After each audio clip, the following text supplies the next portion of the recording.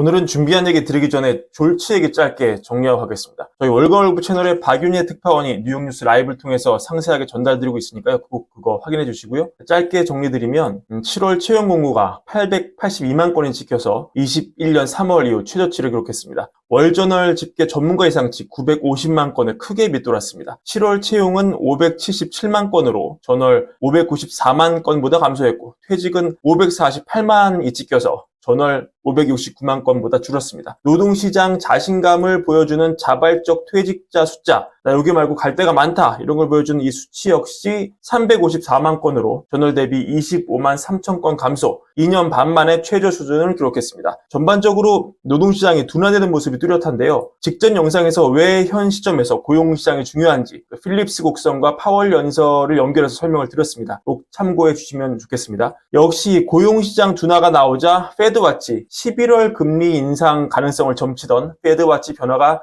눈에 띄게 감지가 됐습니다. 채권 시장 역시 10년물, 30년물 수익률 인하로 대응하면서 환호하는 모습이었습니다. 하지만 아직 안심할 수가 없는 게요. 이 30일 항상 우리 뒤통수를 쳤던 ADP 고용보고서가 등판을 하고요. 또 9월 1일에는 본게임이라 볼 수 있는 공식 실업률 데이터가 나오기 때문에 그때까지 숫자를 좀 보셔야겠습니다. 고용시장이 안정됐다고 속단하기에는 아직 이르다는 얘기가 되겠습니다. 오늘도 유럽 얘기를 해볼까 하는데요. 잭슨홀 회의를 다녀온 연준의 비공식 대변인 닉 티미라우스가 기사를 여러 건 썼는데요. 인상적인 대목이 있었습니다. 라가르드 유럽 중앙은행 총재가 파월 의장을 이렇게 부르면서 우리가 받는 정치적 압력이 엄청나다 이렇게 얘기를 한 것인데요. 이거야말로 라가르드의 깊은 속내가 나온 결정적 순간일 수 있습니다. 정제된 어떤 원고를 읽는 그런 연설과는 비교도 할 수 없이 그의 진심이 밖으로 전해진 순간이라 할 수 있는데요. 그럼 라가르드는 왜 이런 얘기를 했을까요? 그가 받고 있는 정치적 압력은 과연 무엇일까요? 우리는 그의 발언에서 유로존을 관통하는 거대한 위기를 짐작할 수 있습니다. 그 위기는 쉽게 해결될 수 없는 모순에서 시작을 합니다. 28일 나온 유로존 총통화량 M3 데이터는 유럽이 얼마나 쉽지 않은 상황인지를 보여주는데요. M3는 이 현금의 적출성 예금, 여기에 금융채권을 더한 통화 지표인데 이게 전년 동월 대비 0.7% 감소한 것으로 나타났습니다. 유로존 M3 전년 대비 감소한 건 2010년 5월 이후에 무려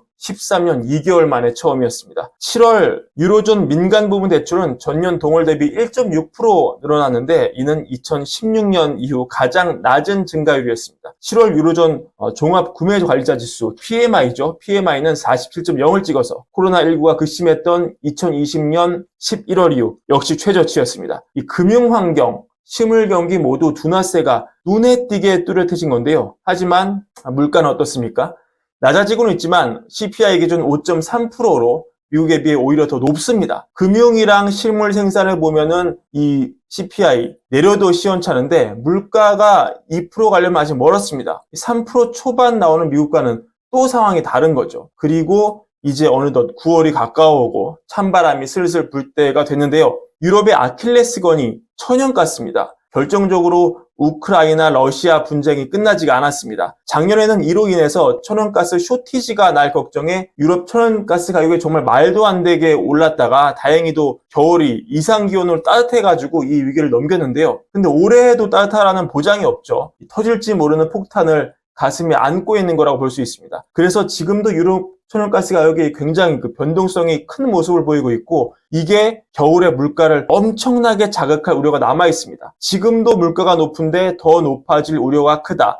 이런 상황에서 완화적인 금융정책으로 돌아선다. 일단 단기에는 정말 결정이 쉽지가 않습니다. 또 하나 결정적인 모순은 유로존이라는 체제 자체의 취약성인데요. 서로 상황이 너무 다른 유럽 국가들을 하나로 모아서 단일화된 화폐를 쓰고 단일화된 통화 정책으로 끌고 간다는 그 자체가 모순입니다. 차트 하나를 좀 보여드리고 싶은데요. 이건 유럽 각국에서 집을 살 때 변동금리로 빌린 비중이 얼마나 되느냐 이걸 보여주는 그래프인데요. 이 평균값이 이거고요. 독일, 벨기에, 프랑스 이런 데는 괜찮지만 핀란드, 포르투갈, 이탈리 이런 곳은 지금 사정이 어떻겠습니까? 오랫동안 제로금리를 유지하다가 지금 4.25까지 올렸는데 제로금리에서 돈을 빌린 사람들이 지금 난리가 나지 않았을까요? 그러면 핀란드 총리 입장에서 라가르드 총재를 만나면 과연 어떤 얘기를 할 수 있겠습니까? 인플레 잡기 위해서 핀란드는 우리는 긴축적인 통화정책을 지지한다.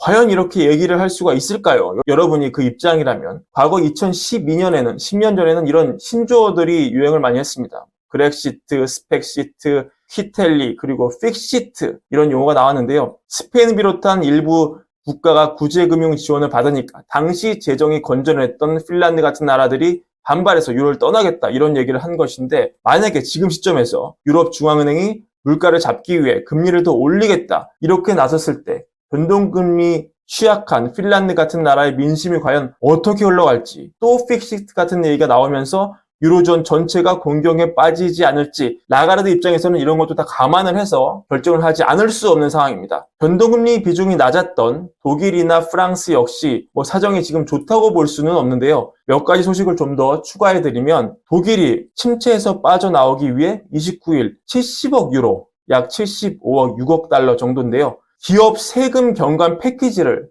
통과를 시켰습니다. 법안 초안에 따르면 첫 해에 이로 인해 연방정부만 26억 유로, 주는 25억 유로, 지방자치단체는 19억 유로의 세수 결손이 예상이 됩니다. 하지만 지금 독일이 명백한 경기 침체 신호가 나오는 상황에서 이렇게 세금을 줄여서 기업 투자를 유치해야 할 정도 상황이 좋지 않다, 이렇게 볼 수 있는데, 과연 유로존 국가 중 큰손이라 볼 수 있는 독일도 라가르드 총재를 만나서 정말 유로존이 새롭게 다시 태어나고 그동안 쌓였던 부실을 털고 다시 새 도약을 준비하자, 이런 의미로 물가부터 깔끔하게 매수로 도려내기 위해서 금리를 올리자, 이런 얘기를 독일이 라가르드에게 할 수 있을지 아마도 쉽지 않을 겁니다. 경제 규모 큰 프랑스도 좋지 않은데요. 이 역시 최근 소식입니다. 여러분, 까르푸 아시죠? 프랑스에서 가장 큰 마트 중 하나인데요. 이 까르푸의 봉파르 회장이 프랑스 재무장관을 만납니다. 그래서 무슨 얘기를 하느냐, 이 프랑스는 이 똘레랑스라는 게 있잖아요. 공동체주의. 그래서 이 까르푸 같은 대형 마트만 잘 살면 안 되니까 대형마트의 가장 큰 장점인 할인율을 제한을 합니다. 이런 방안이 입법이 돼서 내년 3월 시행 예정인데, 근데 지금 나라 사정이 너무 안 좋아서 이 봉파르 CEO가 프랑스에서 소매 지출이 너무 줄고 있다, 까르푸에서조차 깎아주지 않으면 사람들이 다른 데서 비싸게 사야 되니까 삶이 너무 힘들어진다, 우리라도 더 깎아줘야 경제가 돌아간다, 이렇게 정부에 얘기를 합니다. 물론 까르푸 엄살도 있겠죠. 하지만 이런 얘기가 공공연하게 나올 정도로 프랑스 상황도 좋지가 않다는 겁니다. 유로존은 지금 20개 국가로 이루어져 있고 다 개별 사정이 다릅니다. 나라마다 처한 사정이 다르고 재정이 감당할 수 있는 여력이 다르고 세금 구조가 다르고 정치 체제가 다른데, 통화 정책은 유로존에 다 이관되어 있는 상황이기 때문에 사실 파월이 받는 정치 압력보다 20개 국가에게 각각 맞춤형 요청을 받는 라가르드의 압력이 너무나 심할 겁니다. 사실 부실을 정확하게 돌아내려면 이 저금리 하나 믿고 살아남은 좀비 기업 정리하고 또 기대 인플레를 단숨에 잡기 위해서 라가르드 역시 지금 5%가 넘는 물가 상황에서 금리를 더 올리고 긴축적인 통화 정책을 쓰는 게 전공법이라는 건 너무나 잘 알고 있을 겁니다. 하지만 자칫 그랬다가 이 구조적으로 취약한 유로존의 이탈, 이런 문제로 불거질 수 있고, 왜냐면 이 유럽 극단 정치 세력이 유로존 탈퇴를 도약으로 내걸고 우리의 삶이 힘들어지는 게 다 저 금리 올리는 유럽 중앙은행 때문이다, 이렇게 선동해서 집권해서 이런 게 충분히 가능한 시나리오거든요. 그걸 막기 위해 각각의 유럽 집권 여당은 라가르드에게 각각 다른 단기 처방을 주문하는 상황이기에 라가르드가 파월을 붙잡고 하소연을 하는 겁니다. 정치적 압력이 너무 심하다, 강하다, 이렇게요. 만약에 여러분들이 이 라가르드의 입장이라면 과연 어떤 선택을 하시겠습니까? 오늘 브랜비어 영상은 이것으로 마치겠습니다. 구독과 좋아요도 늘 부탁드립니다. 감사합니다.